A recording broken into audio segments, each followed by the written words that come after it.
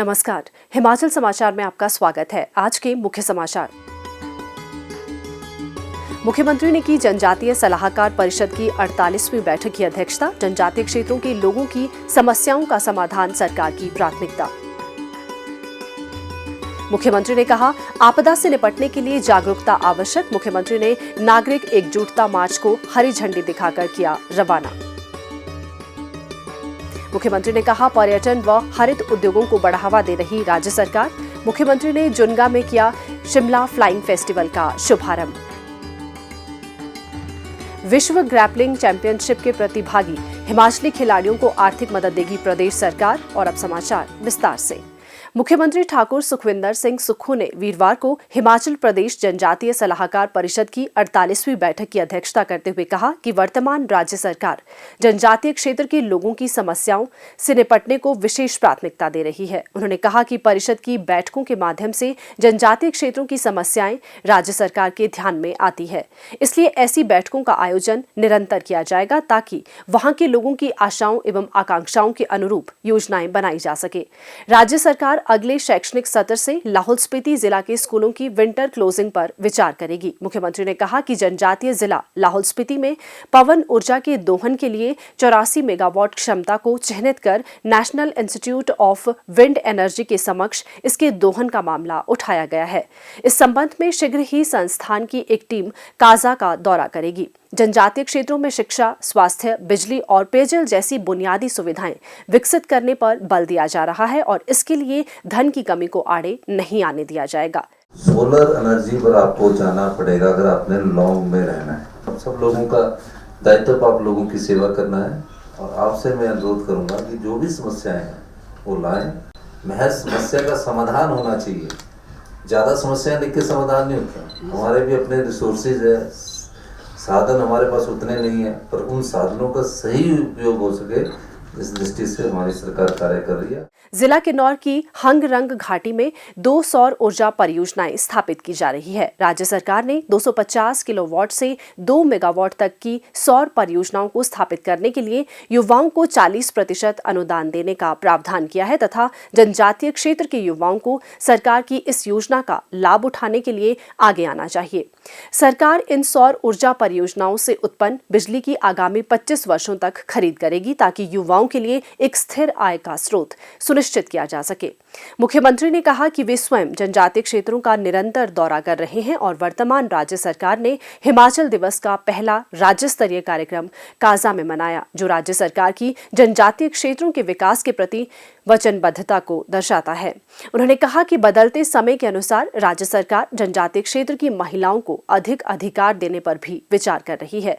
मुख्यमंत्री ने जनजातीय क्षेत्रों में सड़कें बनाने के लिए सुरंगों के निर्माण पर बल देने के निर्देश दिए। उन्होंने जनजातीय क्षेत्र में रहने वाले लोगों को बेहतर सुविधाएं प्रदान करने के लिए विभागों को गहन अध्ययन करने के निर्देश दिए ताकि राज्य सरकार सरकारी संस्थानों को और सुदृढ़ कर सके। ठाकुर सुखविंदर सिंह सुक्खू ने कहा कि जनजातीय क्षेत्रों में पर्यटन का आधारभूत ढांचा भी मजबूत किया जा रहा है ताकि पर्यटक यहां की प्राकृतिक सुंदरता को निहार सके। उन्होंने कहा कि किन्नौर के कड़छम में निर्मित कृत्रिम झील में वाटर स्पोर्ट्स गतिविधियां शुरू करने के लिए ट्रायल करवाया गया है और जल्द ही यहां पर जल क्रीड़ाएं शुरू की जाएंगी ताकि स्थानीय लोगों को प्रत्यक्ष एवं अप्रत्यक्ष रोजगार के अवसर मिल सके।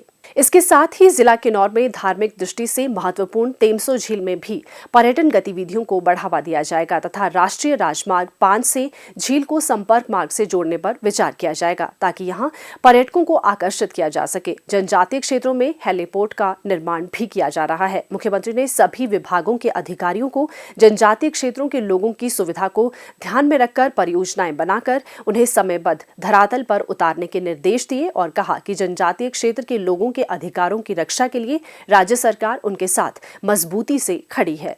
इससे पहले मुख्यमंत्री ने जनजातीय सलाहकार परिषद के सभी मनोनीत सदस्यों को पद और गोपनीयता की शपथ दिलाई। बैठक के दौरान सदस्यों ने अपने अपने क्षेत्रों की समस्याओं से अवगत करवाया, जिन पर विस्तार से चर्चा की गई। मुख्यमंत्री ठाकुर सुखविंदर सिंह सुक्खू ने आज ओक ओवर से अंतर्राष्ट्रीय आपदा जोखिम न्यूनीकरण दिवस के अवसर पर राज्य आपदा प्रबंधन प्राधिकरण के सौजन्य से आयोजित नागरिक एकजुटता मार्च को हरी झंडी दिखाकर रवाना किया। ये मार्च रिज पर संपन्न हुआ। मुख्यमंत्री ने कहा कि आपदा से बेहतर ढंग से निपटने के लिए जागरूकता आवश्यक है, क्योंकि सही जानकारी होने पर चुनौतियों का बेहतर ढंग से सामना किया जा सकता है।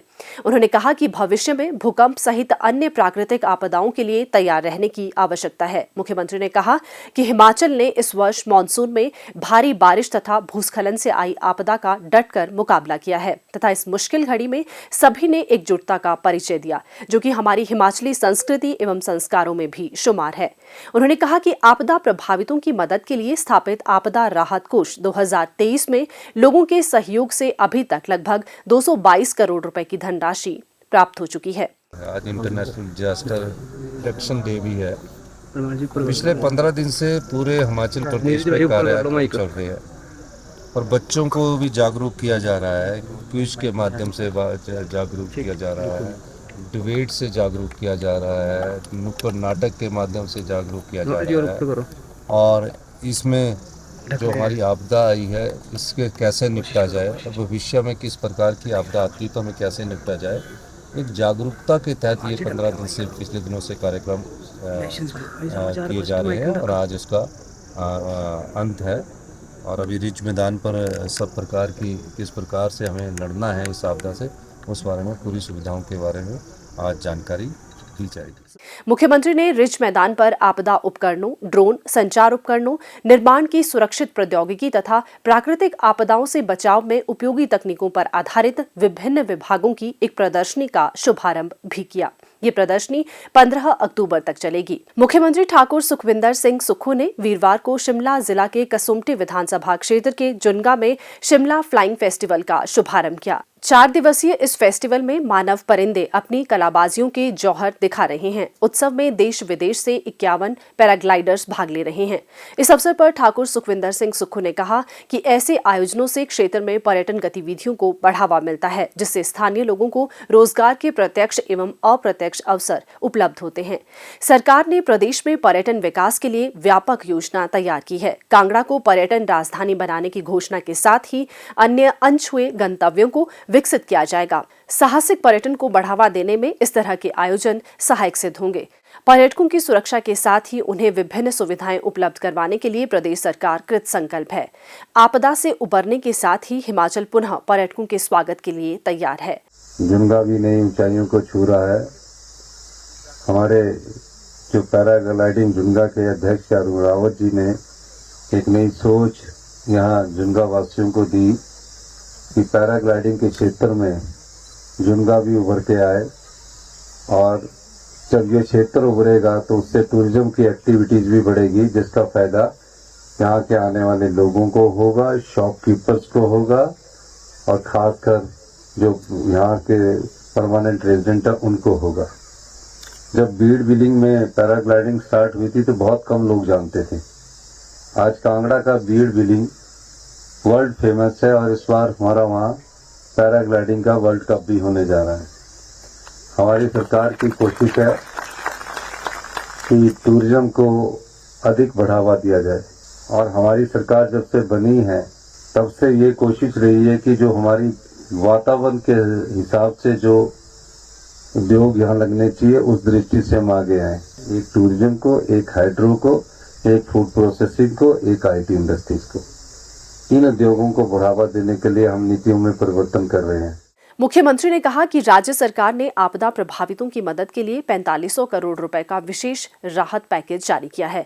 इसके तहत पूरी तरह से क्षतिग्रस्त घरों पर पहले मिलने वाले 1,30,000 रुपए की आर्थिक मदद को बढ़ाकर 7 लाख रुपए कर दिया गया है। इसके साथ ही कच्चे और पक्के मकान को आंशिक नुकसान पर मिलने वाले मुआवजे को बढ़ाकर 1 लाख रुपए किया है। लोगों को अपना घर दोबारा बनाने के लिए राज्य सरकार 280 रुपए प्रति बोरी के हिसाब से सीमेंट उपलब्ध करवाएगी। इसके साथ ही ही बिजली और पानी का कनेक्शन भी राज्य सरकार निःशुल्क लगाएगी। राहत शिविरों में रह रहे लगभग 3,000 परिवारों को राज्य सरकार ग्रामीण क्षेत्रों में किराए का मकान लेने के लिए 5,000 रुपए और शहरी क्षेत्रों में 10,000 रुपए की आर्थिक सहायता भी दे रही है। हिमाचल प्रदेश पर 75,000 करोड़ का ऋण और कर्मचारियों की 10,000 करोड़ रुपए की देनदारियां होने के बावजूद राज्य सरकार अपने संसाधनों से प्रभावित परिवारों की भरपूर मदद कर रही है। ठाकुर सुखविंदर सिंह सुक्खू ने कहा कि पुराने कानूनों से नई चुनौतियों का सामना नहीं किया जा सकता है, इसलिए राज्य सरकार शिक्षा, स्वास्थ्य और अन्य क्षेत्रों में बड़े बदलाव ला रही है, जिसके सकारात्मक परिणाम सामने आने में कुछ समय लगेगा। उन्होंने कहा कि कर्ज के सहारे कोई भी सरकार नहीं चल सकती। हिमाचल प्रदेश को 4 वर्षों में आत्मनिर्भर और 10 वर्षों में देश का सबसे समृद्ध राज्य बनाने के लिए राज्य सरकार अनेक प्रभावी कदम उठा रही है। मुख्यमंत्री ने कहा कि प्रदेश में हुई तबाही का जायजा लेने के लिए केंद्र से तीसरी टीम आई है। उन्होंने आशा व्यक्त की कि केंद्र सरकार जल्द ही हिमाचल को विशेष आर्थिक सहायता प्रदान करेगी।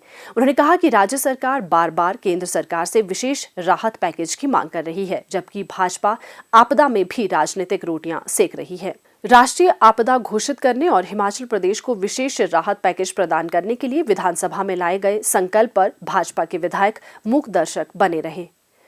रूस की राजधानी मॉस्को में आयोजित होने वाली वर्ल्ड ग्रैपलिंग चैंपियनशिप 2023 के लिए सब जूनियर और जूनियर वर्ग में हिमाचल प्रदेश से चयनित 10 खिलाड़ियों की मदद के लिए मुख्यमंत्री ठाकुर सुखविंदर सिंह सुक्खू ने हाथ बढ़ाए हैं। ये प्रतियोगिता 17 अक्टूबर से 20 अक्टूबर 2023 तक मॉस्को में आयोजित होगी। हिमाचल प्रदेश ग्रैपलिंग कमेटी के महासचिव श्री गोपाल चंद ने खिलाड़ियों के साथ आज ओक ओवर में ठाकुर सुखविंदर सिंह सुक्खू से इस प्रतिस्पर्धा में भाग लेने वाले कुछ गरीब बच्चों को आर्थिक मदद प्रदान करने का अनुरोध किया। मुख्यमंत्री ने संबंधित अधिकारियों को उन्हें तुरंत आर्थिक सहायता प्रदान करने के निर्देश दिए और खिलाड़ियों को इस प्रतियोगिता के लिए शुभकामनाएं भी दी। हिमाचल प्रदेश ग्रैपलिंग कमेटी के महासचिव श्री गोपाल चंद ने मुख्यमंत्री का आभार व्यक्त किया। उन्होंने कहा कि सरकार की मदद के बिना ये गरीब परिवार के बच्चे वर्ल्ड ग्रैपलिंग चैंपियनशिप में भाग लेने से वंचित रह जाते, लेकिन मुख्यमंत्री की उदारता से इन बच्चों को अपने जीवन का एक सुनहरा अवसर मिल रहा है। हिमाचल समाचार देखने के लिए सब्सक्राइब करें यूट्यूब चैनल हिमाचल समाचार, फॉलो करें x@DPRHP, लाइक करें Facebook page information and public relations department Himachal Pradesh, follow करें इंस्टाग्राम @DIPR हिमाचल, विजिट करें वेबसाइट www.himachalpr.gov.in। इस अंक में इतना ही। कल फिर होगी मुलाकात। दीजिए इजाजत। नमस्कार।